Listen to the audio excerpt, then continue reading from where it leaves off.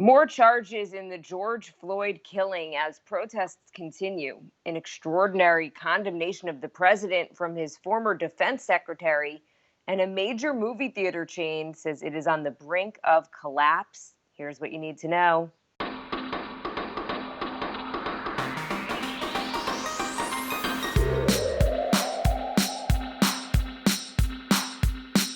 Good morning. This is Cheddar's Need2Know podcast for Thursday, June 4th. I am Jill Wagner with Carlo Versano. Hey, Carlo. Good morning.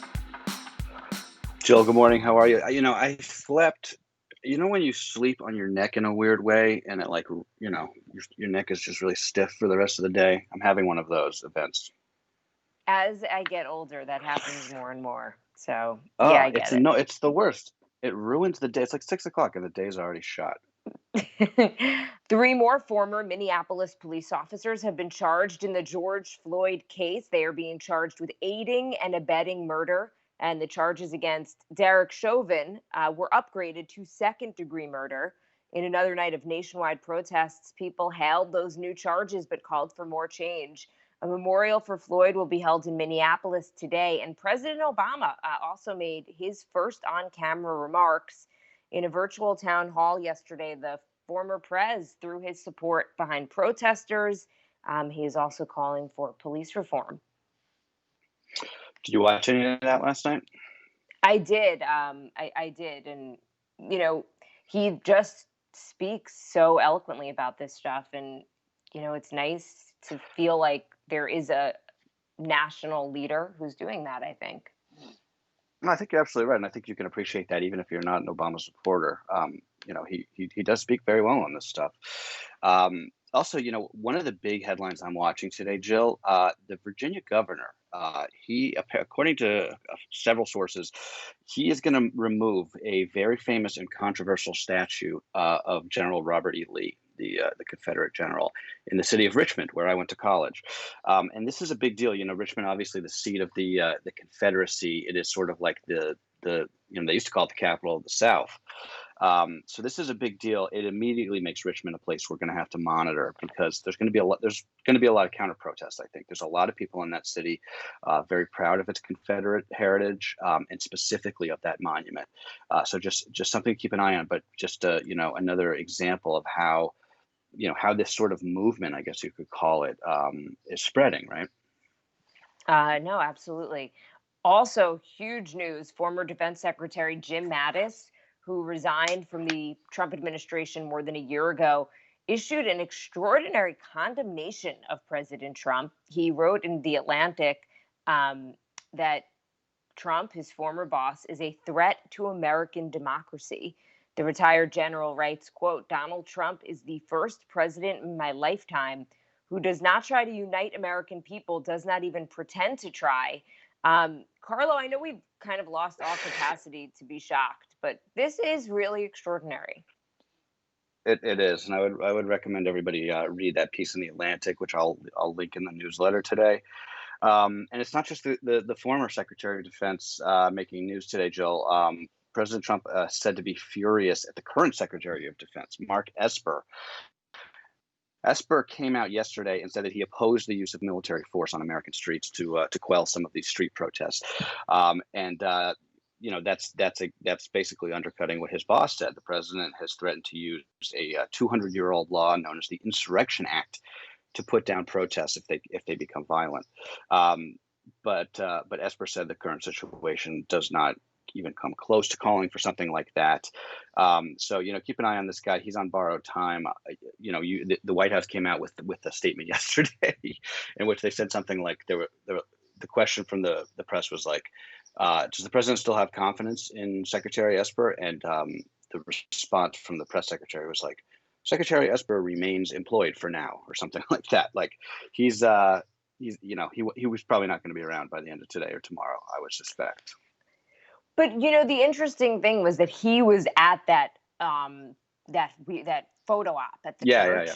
He was in that picture. So you just have to kind of wonder what's going on behind the scenes with Mark Esper, where maybe perhaps he's thinking about his own legacy right now.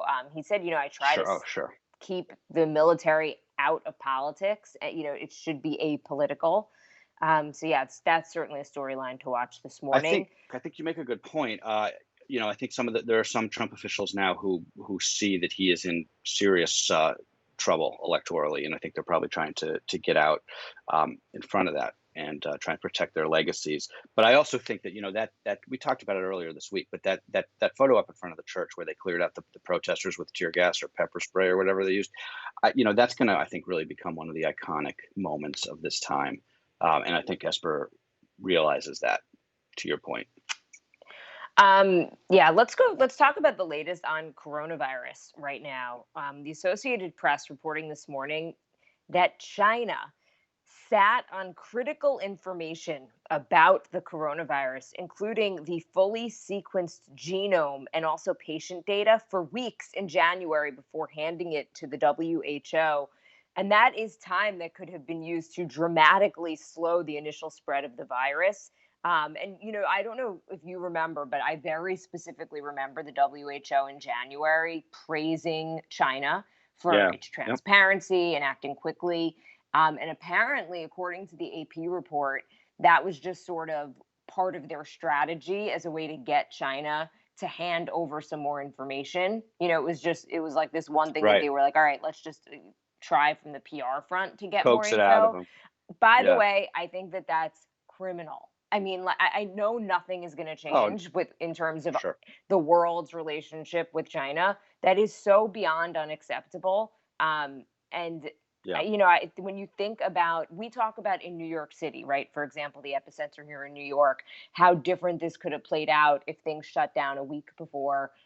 2 weeks before, we're talking what 80% of cases potentially could have been prevented. Yeah. Imagine if that has happened even earlier in the outbreak. This could have the way this Yeah. could have played out is so incredibly different. And you were talking about lives lost. It's so unacceptable. I don't even know how to process it. Unrelated, but also kind of related. The U.S. planning to ban Chinese passenger flights as of June 16th from landing in the United States. This is in retaliation for Beijing still not approving American flights to fly to China. And also, while we're on the subject of China, a lot of news today on China. Today's the anniversary of the Tiananmen Square massacre. They're holding vigil in Hong Kong right now, though many people there think that this may be the last time they can freely do that because of this security law that Beijing is trying to implement. And the UK Prime Minister Boris Johnson yesterday, he pledged to admit 3 million people from Hong Kong, allowing them to live and work in Britain if Beijing goes forward with that law. That's a big deal. China says the UK doesn't have the authority to make any kind of offers, given that Hong Kong citizens are also Chinese nationals. But again, if we didn't have so much news and so much unrest and drama in the United States, this thing that's happening in China and Hong Kong would probably be the top story in any other day. Yeah. I also want to mention that the stock market here in the US, which has been on a really remarkable tear as of late, is now actually nearing records. So the Dow back above 26,000, the NASDAQ now less than 2% from its all time high. All of this coming is we're going to get weekly jobless claims data today, and then the May jobs report comes out tomorrow. I will tell you the ADP, which looks at private sector jobs, their numbers for the month of May came out yesterday.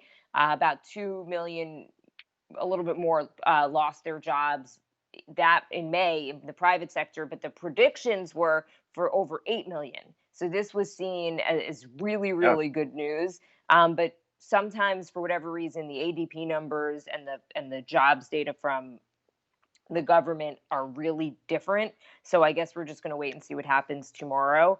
But even as stocks rally, the effects of the prolonged shutdown is becoming much more apparent. AMC Theaters, which is the largest movie theater chain in the world, says it has substantial doubt that it can remain in business because of the disruption caused by the pandemic.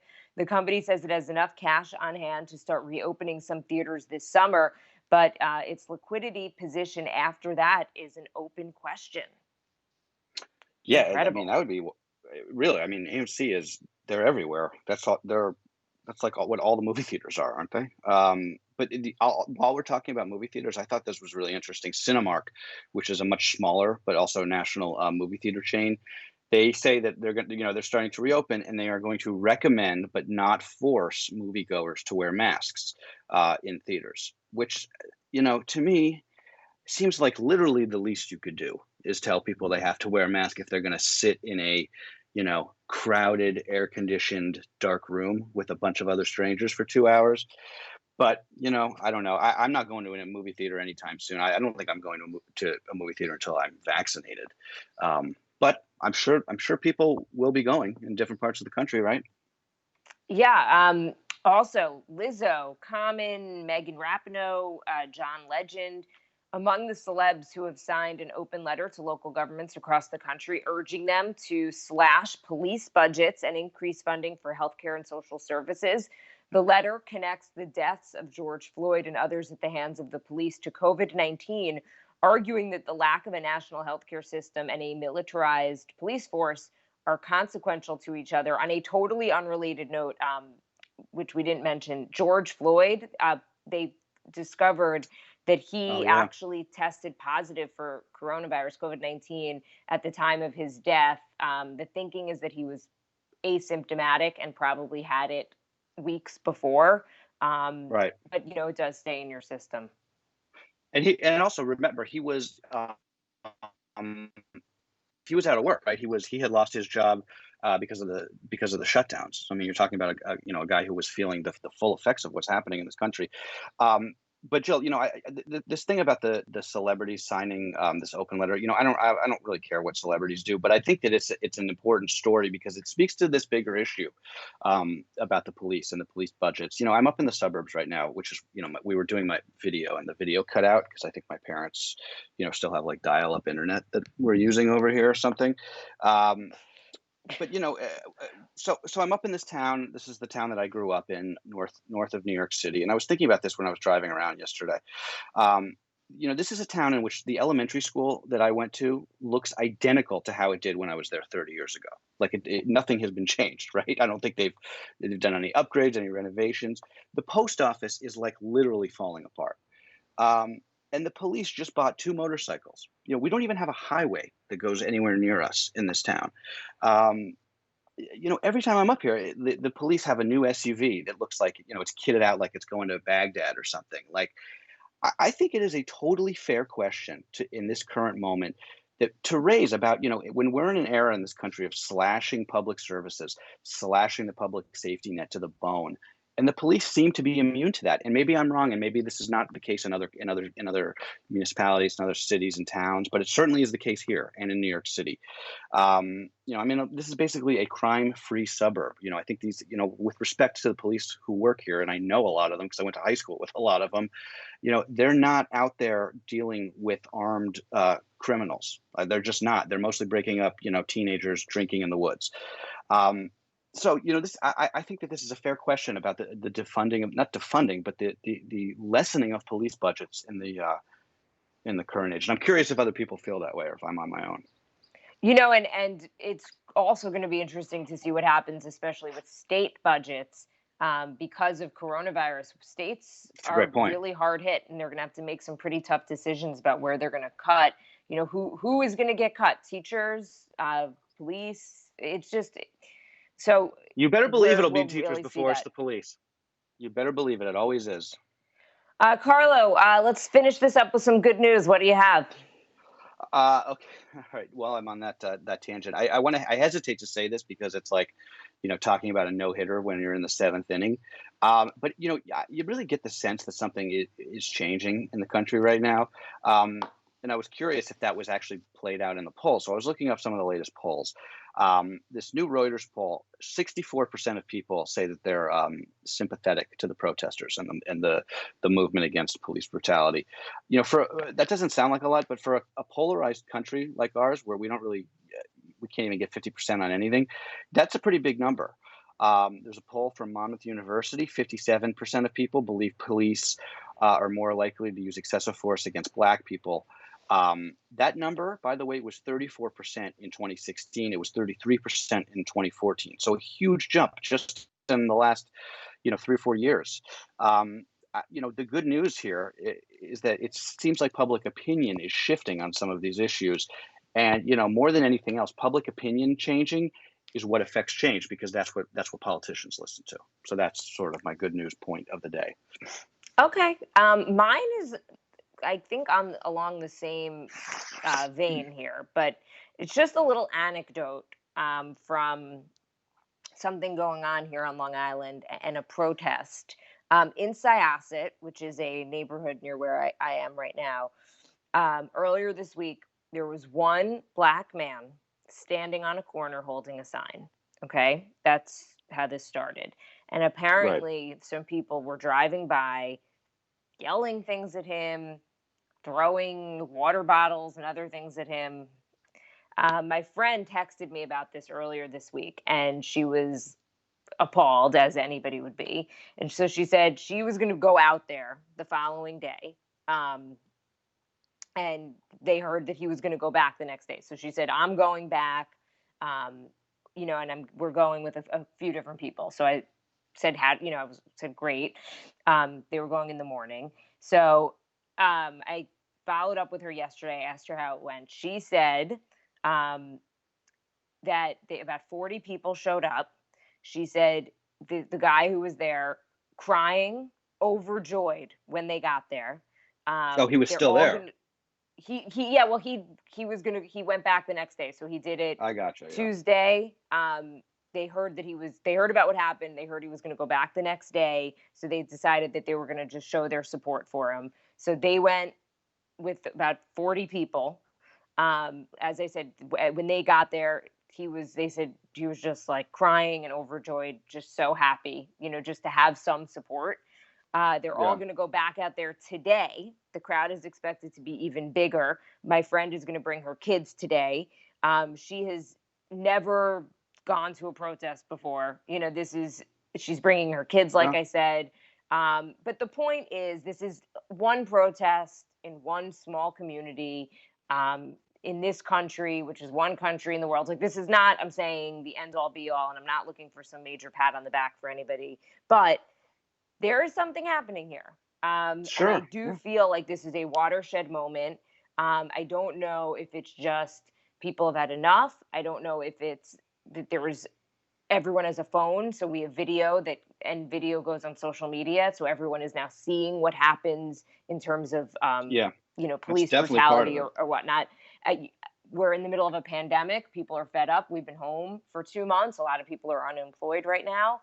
But there are just a lot of things happening right now that it's sort of like this perfect storm. And I don't know. I feel, and I felt this from last week, that just something feels different. And we've seen protests before, but there is something that feels really different right now. No, I mean, look, I think that example is a perfect encapsulation of it. People who would never protest before going out now. I think that's the thing that makes it really interesting, right? Yeah. My friend, and I'm out here on Long Island. One of my friends who's in Union Square in New York City, who lives there, told me that she thinks of the protests. She said it's more. Um, she said it is so racially diverse in Yeah. terms of who's out there protesting. Um, it's just I just think there's something like this feels really different from other protests that we've seen. Unfortunately, there's been a lot of police brutality before, but police themselves are getting down and kneeling and saying we want to be part of the solution. And that's what needs to happen. Yeah. Here. Okay, we're gonna finish it up there. Carlo, work on your connection for tomorrow. I will. That's my But goal for have fun today. out there with your parents and don't give them too hard a time. That's what you need to know, everyone. It's Thursday, June 4th.